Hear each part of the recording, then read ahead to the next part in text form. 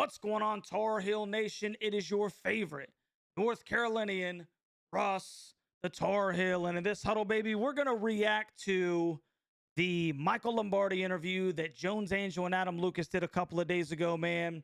And this is by far one of the best interviews that I've heard pertaining to UNC athletics. And maybe that's just because such good information was given in this thing pertaining to the vision that both Michael Lombardi and Bill Belichick have for the University of North Carolina football program, man. So we're going to react to this thing, man. This is strictly me as a fan. I'm not giving you guys any new information than what Jones Angell and Adam Lucas have provided, or even Michael Lombardi. But I did want to react to it, and I definitely wanted to give you my thoughts on this interview. So without further ado, let me get my headset on and let's get this thing started. Of how busy Michael Lombardi is right now. The man walked in here with 2 cell phones and he was on both of them. That's right. I've never seen anyone actively utilizing 2 cell phones. That was very impressive. Carolina's brand new general manager. Michael, thanks so much for being here. How have these last few days been?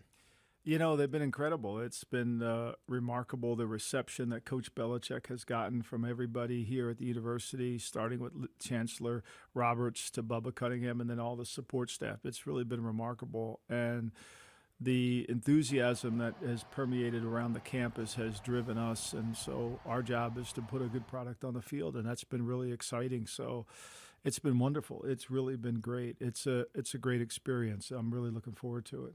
So Michael, can it's you good just off give the us a jump, quick man. snapshot for folks It's who maybe don't good. know of your history?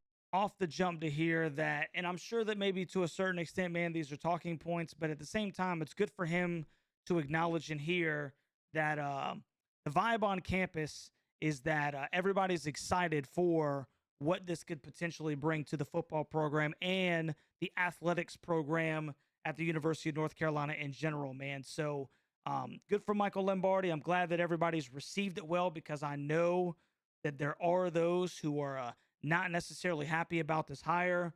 Mostly it's the basketball heads that are just terrified that this is in some way, shape, or form going to, somehow be detrimental to the basketball program. But I'm glad that they're being received well. And I am, like I said, just extremely hopeful that everything that's transpiring right now, the payoff is going to be tremendous at the end, and we're going to be able to say, I told you so. History with Coach Belichick and why he is someone who is important to you, and why are you somebody that's important to him? Well, you know, we both started in the league a long time ago.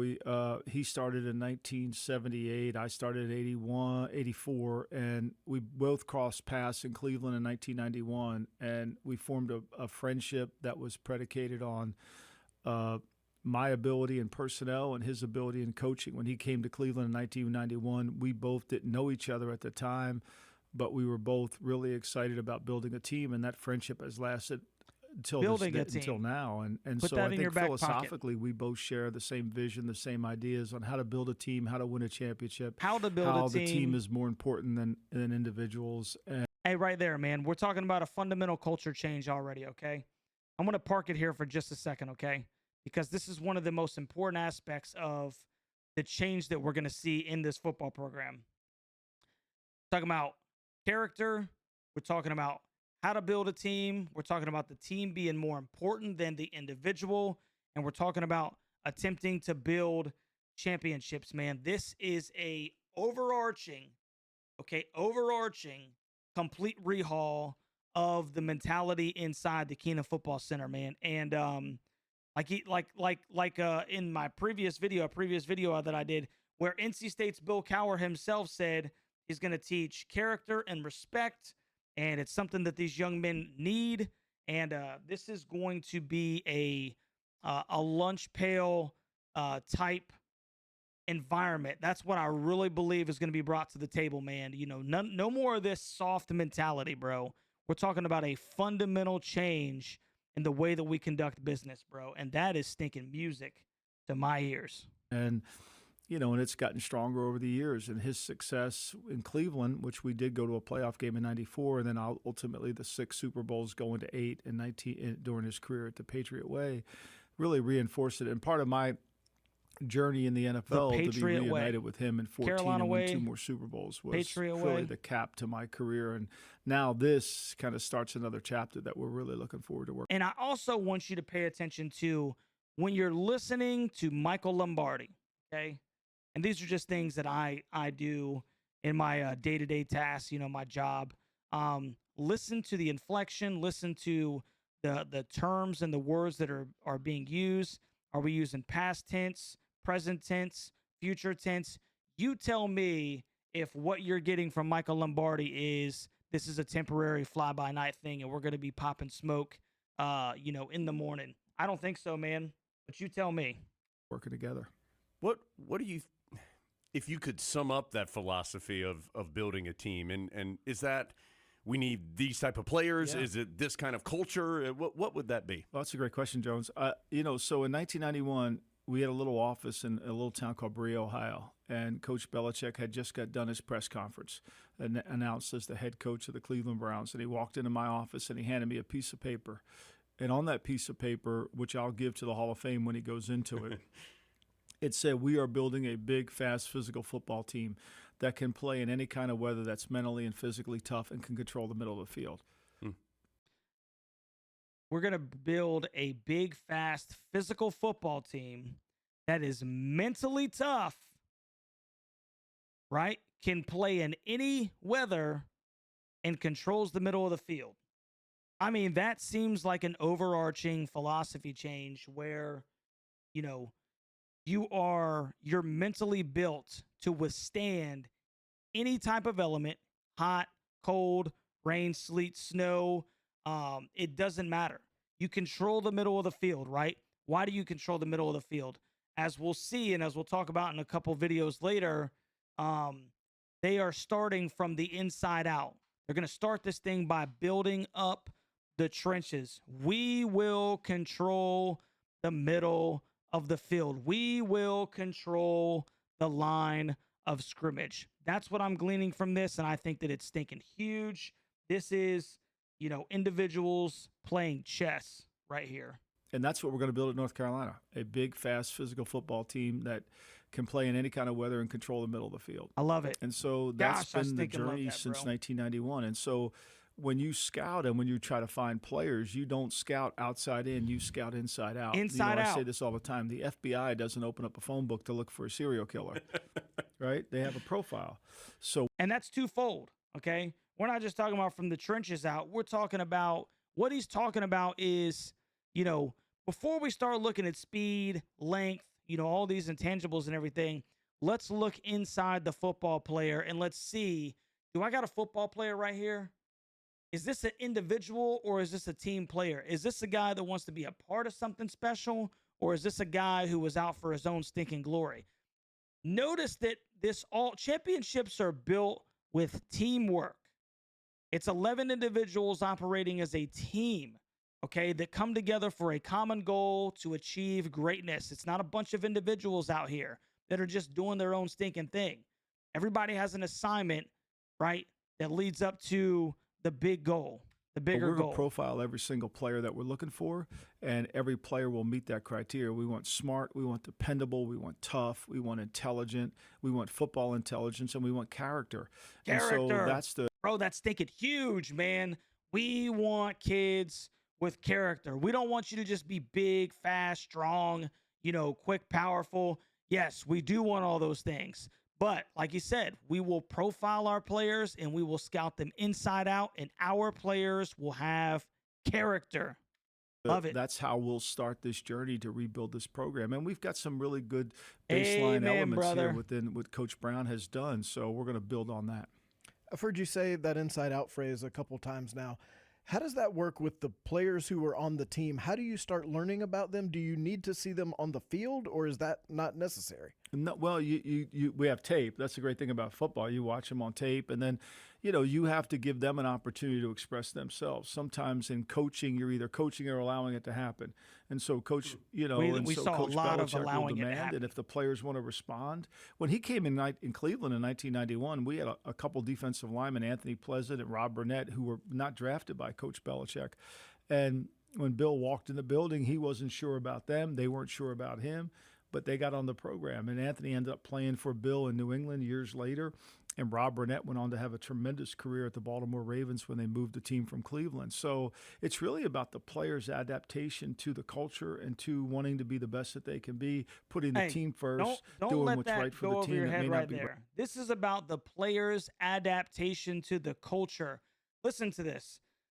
There was the Patriot way. Okay, we've had a different type of Carolina way. We will have a standard here that is put in place, okay, by head coach Bill Belichick. And if you want to be a part of this greatness that is what North Carolina football is about to become, you will adapt to this standard. You will adapt to this standard. You, young man. And this is not, necessarily, this is just the natural nature of how things are supposed to operate. There's a football coach. You play for the said football coach. You play for your fellow teammates. You will adapt to this culture. We will not come to you. Okay.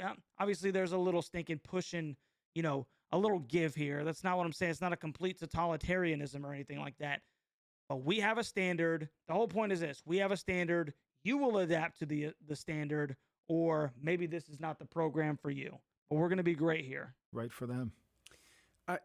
This probably isn't accurate for every single player, but in the NFL, for the most part, physically, you've got a finished product. Not to say guys can't get stronger and things like that, but for the most part, they're grown men at that point. Yeah.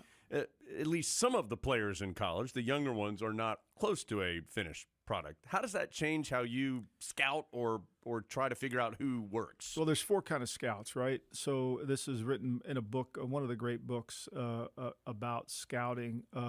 Was written by Mark Weingardner. It's about a scout named Tony Lucadella who found Mike Schmidt in Dayton, Ohio, or Fosteria, Ohio, actually.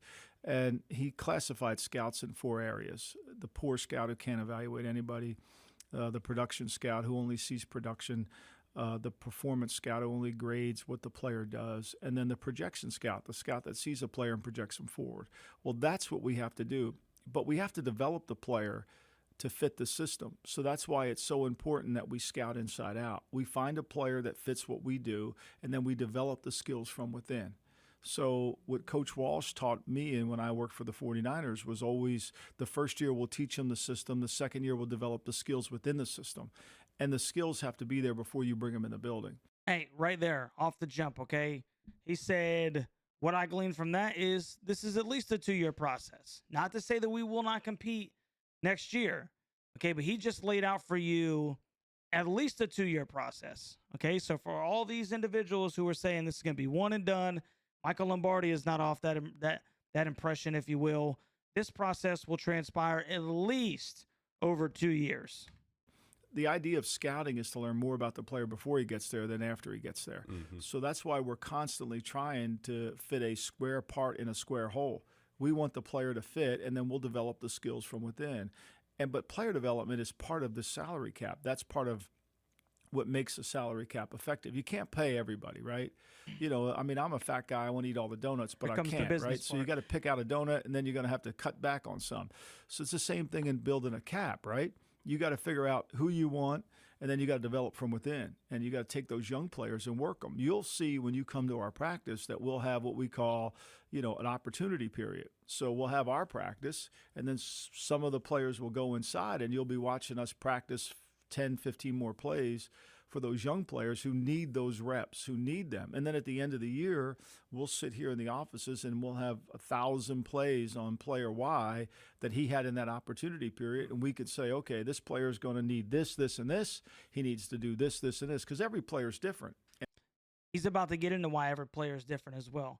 You can't just carte blanche have everybody, hey, I need all my defensive linemen in here. All of you need to work on putting up, 415. Okay. I need all of you benching 4 plates by the end of the year. Some guys don't need that. Some guys are naturally stronger than others, and some guys are naturally quicker than others. Some guys are naturally, so like he's going to talk about, there are guys that will need to get stronger. Maybe they need to spend a little bit more time in the weight room.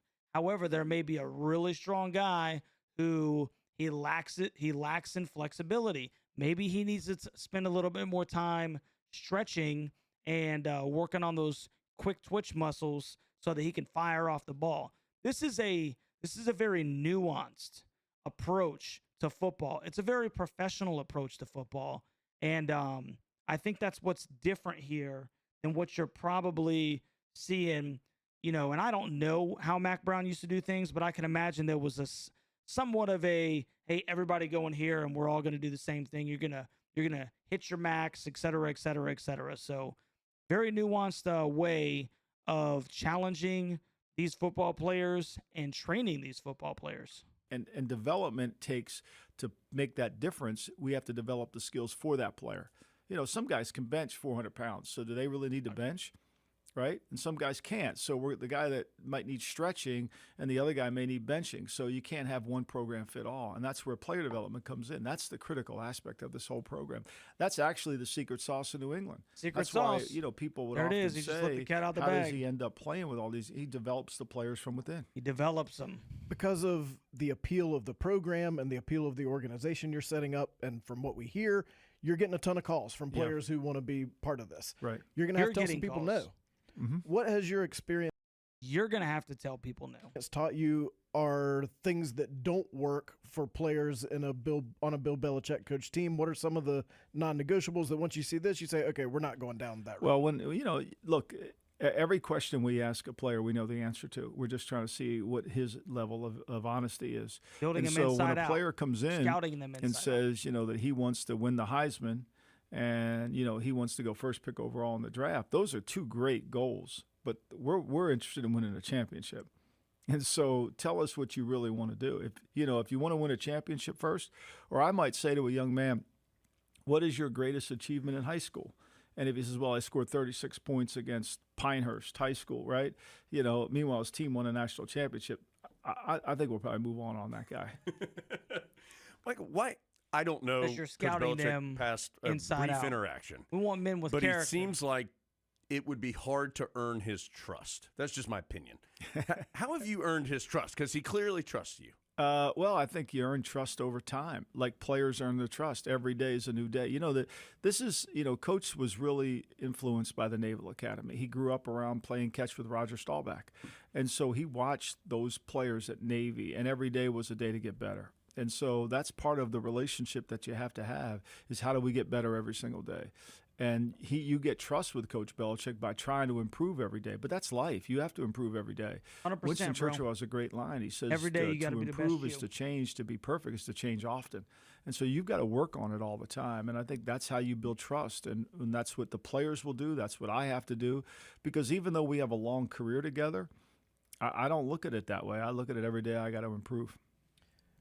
When you say things like you just said a second ago about how we're not interested in scoring 36 points against Pinehurst, we're interested in winning championships. To be honest with you, that is a little bit of a mindset change for Carolina football. Those aren't words we're used to hearing thrown around all the time. How do you change that? You change it by one day at a time. You One change day at a it by time, the, baby. There's a thing in you're either coaching it or allowing it to happen, right? So we're going to coach to a standard. If you read any of the We coach to a standard. Remember, you get what you allow. We said that a lot during Mac Brown's last year. books by Bill Walsh, if you read any of the greatness of Bill Belichick, there's a standard of excellence that has to be gotten to. It isn't about did we win. The score is irrelevant. It's what's the standard of excellence. In New England, if we played a bad game and won, the building was miserable. The building was miserable because that's not the standard. And where Bill or Coach Belichick does a great job is driving the standard. Everybody knows what the standard is. When I was in the 49ers, we would have a meeting with Coach Walsh once a month. And he reminded us what the standard of excellence was for your job, for my job, for the maintenance people, for the people who cut the grass. There was a standard of excellence. And if you walked by a pitcher that wasn't straight and you didn't straighten it, that's not the standard of excellence that he wanted. I love that, and so bro. you have to do that. And so that's part of the conditioning of the players. It's the We're little not here things. to finish fourth in the ACC. Things. We're here to compete for a championship. Losers say, that's minute, bro. Why are you stinking focused on the little things? But the little things are the difference between championships and runners-up. It's the little things. What is happening what's happening right now? Obviously, Coach Belichick just announced a couple of days ago.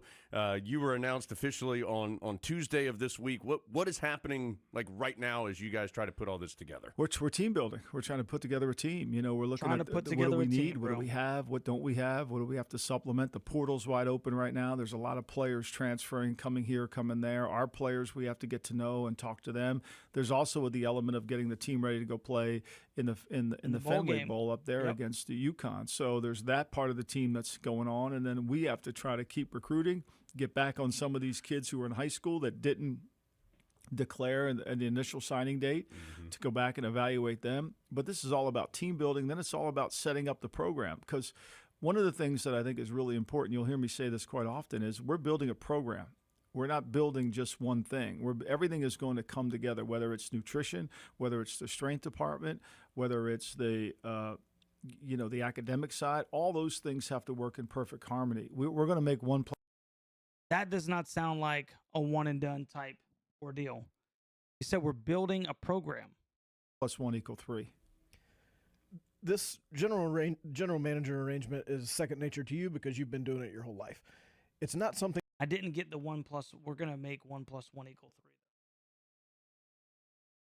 Maybe that's an analogy of stretching what you have out. I don't know. Somebody educate me on the analogy of we're gonna make 1 + 1 = 3. Thing Carolina football has had as prominently as it is going to have now. Can you explain to folks how this organizational setup works? We're going to do it exactly like a pro football team. We're going to have a general manager. My job is to help acquire talent, to build the team, to handle the salary cap, to evenly distribute the money and the funds that come through the NIL, to develop talent from within. That means teach scouts how to scout, develop our program from within, get our young scouts to learn what it takes to play in this program, to teach everybody the game of football. Sounds like it's a to couple of monitor years, that man, and to not build just the a culture 1 year along with ordeal. Coach Belichick. That's what and I then to really want you supplement to and help take the from team what in we've any way gotten you so possibly far. can. So this isn't about development just for the players. It's about development for the staff. If you ever watch a documentary, Cleveland '95, I think you'll get a really good idea on the program that we built in Cleveland that had a lot of people that have gone on to have incredible success. Ozzie Newsome went from being a player to now one of the best general managers in football. When he came upstairs, he didn't know anything about that side of the ball. And then, from Eric Mangini to George Kokinas to Mike Tannenbaum to Scott Pioli, to all these guys that have been there, they all learned how to, Thomas Dimitroff, who have gone on to have general manager jobs in the NFL. That's kind of what you want to build. You want to build a program that people want to steal from, people want to take your guys from. I mean, look, Makes sense. Alabama, when Nick Saban was that with means us in you're Cleveland, great. when he went to Michigan State, he took our scouting profile with him to Michigan State. Now, I'm sure he adjusted it through the years, but those two profiles, whether it was at Alabama or whether it was at New England, have won a lot of championships. You've said salary cap a couple of times, and obviously that's a new world for college football. Much more established in professional football. It's still a lot of money, but not the same amount of money that Right. you're dealing with in the pros. How have you tried to start that process of figuring out that cap and how that money should be distributed at this level? Well, it's the same thing goes to team building. Is who do you want to be, right? The fundamental question in any business that you have to ask and answer is who do we want to be? You don't go to In-N-Out Burger and try to get a chicken sandwich, right? That's who they are. They know who they are, That's right? true. You don't go, you don't try to go to Chick-fil-A and get a burger. That's You know who also they true. are. So we're going to be who we want to be, and we're going to build it. So we're going to be built in the offensive, defensive line. We're going to have a premier quarterback. We're going to have skilled players that can put the ball in the end zone. But the distribution of money that comes in goes to the areas of who you want to be.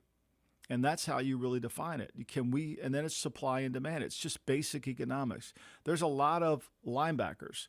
There may not be a lot of left tackles. So where do you have to put your money? Mm-hmm. You may be able to find a linebacker, but you can't find a left tackle. So you're going to pay the left tackle. You may have to pay the right tackle. You may have to pay the left guard. But maybe you can find a free safety that could play, that you could develop from within. So that's kind of how you have to answer it. It all goes back to the blueprint. One of the tenets of leadership is called management of attention. What's the plan? Right? And so the second step of leadership is called management of meaning. How do you explain the plan? Well, those are the two tenets of team building. it's very clear that you know football. What do you know about Carolina? What do you know about Chapel Hill? What do you know about this place? Now, I Well, I stink know and there's a love lot of this great place players that have been here. because once again, if you're going to come into a place, it's incumbent upon you to do your research. Let's see if he knows a little bit about Carolina football. I mean, it's remarkable. It's The really Carolina remarkable. period. I mean, first of all, you had the greatest defensive player in the history of the NFL play here that walked this campus for 4 years. I mean, that's a gift to anybody. Lawrence Taylor. And then you have the incredible Julius Peppers who've been here. And you have so many great defensive linemen. Today, Greg Ellis just got in the Hall of Fame. Yeah, He's congratulations remarkable. to Greg I mean, Ellis, the list man. goes North on and Carolina on. The Hall of amount of Fame. great players that have put on the Carolina blue, it's just, it makes me feel like this is a special place. Amen, And, brother. you know, this notion that we're a basketball school, not a football school. No, we're a great school. That's right. You know, that's Period. got to be put aside. We're Period. a great school. Women's soccer just won their 23rd championship. We're a great school. 23rd right? natty. So I think that's really what you have to do, and you've got to honor the players. How do you create a sense he of knows. belonging if you don't honor the past? You know, you must be able to do that, and I think that's what we're going to do. We're going 100%, to honor man. the players who've come before us, and Hey, listen, and that means bringing the old guys in, dude. That means bringing in JP and stinking, all the old heads, man. LT, JP. That means bringing in Michael Jordan to talk to the team, bro. You honor the past. You honor the history of the school. You honor all the accomplishments and all the great athletes that have come through. And then people start to develop a sense of actual pride for what they are a part of. I stinking love it, man. Embrace the history. have sacrificed for Carolina football, and the only way we can honor them the best is by showing them the product that they would be proud of. 100%. Listening to you talk about the setup, it's easy to imagine next offseason a lot of ACC teams saying, we're going to do what they did. When everyone starts trying to copy you, how do you stay ahead of everyone who wants to replicate what you do? You just work as hard as you possibly can and improve Hear your a lot about craft, work. You know, but I think to me, it's got to come from. I think a lot of times people wanted to copy the Patriot way, but didn't understand it completely. It takes a unique leader, and that's what North Carolina just hired. Is one of the greatest coaches of all time in any sport. You know, Vince Lombardi taught men's basketball at St. Cecilia's High School in Englewood High School in New Jersey. He didn't even know anything about basketball. He went over there and studied it out of a book, and they ended up winning, competing for a state championship. Bill could coach any sport and win because Bill understands what it takes. And I think that's part of what's going to make Carolina incredible. It's hard to find. I'm a really, really good scout for Bill. I'm not sure I'm a good scout for other people. It's clear that Carolina, as a university, has made a commitment to football. How can fans be a part of this? How can they make a commitment to be a part of what you guys are Here's doing? how we can be a part. The best way they can make commitment is buy season tickets, come out and support the team. 100%. You know, obviously, if they want to made the donate investment. to our NIL fund, the Rams Club, I think that's another way to make a commitment. Donate. I think to If me, you have the ability, baby, donate. What we'll guarantee them is we will do everything in our power to win. We will do everything in our power to build this program to the highest level that's that all it can we achieve. ask. And their support is really what starts it all. You know, I think we've got to make Saturdays in September here in Chapel Hill, one of the most beautiful towns in the United States, a place to go. Yeah. You know, we've got to make Saturdays unique, and we've got to have a home field advantage that is more powerful than any other place in the ACC. That's important. And I think if we give them a product that they want to come see, they'll do that. I think the fan base wants great football on Saturday. Yes, we do. Yes, That's we what do, I was going Mike. to ask you. Have you been here long enough to have a sense of how thirsty people are for some of the things you're talking about, even just in some of the kind of on-field stuff? Yeah, I mean, look, Bill and I, it's funny. Bill and I came back here in 1992. We were both working in Cleveland. I think I shared this story with other people. I've said it on my podcast before when I was still on the media side. And we think this is a magical place. We wondered how you don't win here every year. I mean, this is just incredible. But what made it even more incredible, looking on the outside, is being on the inside and seeing some of the people that are willing to do whatever it takes to help your program, and they don't even know us. You know, is really a great feeling, and it's a tribute to Chancellor Roberts, to Bubba, to everybody here, and it's our job to give them the leadership that they need to keep fulfilling their job. I think that's the ultimate. And I think this is, look, we're in a world, football is the most popular sport, let's be clear. right? The top 20 television shows in America, 19 of them are football, right? So people want football. We just got to make them want Carolina football. 100%, man. So there you have it right there, man. That was the interview with Adam Lucas and Jones Angell. Fantastic interview with Carolina's GM, Michael Lombardi, man. And there were so many things in that interview that they were great to hear, man. Talking about, scouting players from the inside out, not just looking for the athlete, but looking for high character individuals, man. Kids that are willing to put in the stinking work, hustle, kids that are willing to buy into the program. And I'm just really loving some of the things that I'm hearing from him. Now, you correct me if I'm wrong. Tell me if you heard something that I didn't. It sounds like that they have plans of being here for a couple of years. Obviously, I don't know how long. I mean, Coach Belichick is going to be 73 at the start of the season, if I'm not mistaken. But it sounds to me like him and Michael Lombardi, man, are fully prepared to be here for a couple of years to build this stinking program up and, make it a contender, man. And so I'm really interested to hear what you guys think down in the comment section. Tar Heel Nation, tell me what you think about Michael Lombardi and his vision and the stated vision of Bill Belichick for this new era of Carolina football. If you haven't already, please do me a favor, like, share, and subscribe to the channel. And make sure you go over there to the Carolina Insider, man, and watch that interview, dude. And, let them know what you think about Mike Lombardi's comments as well.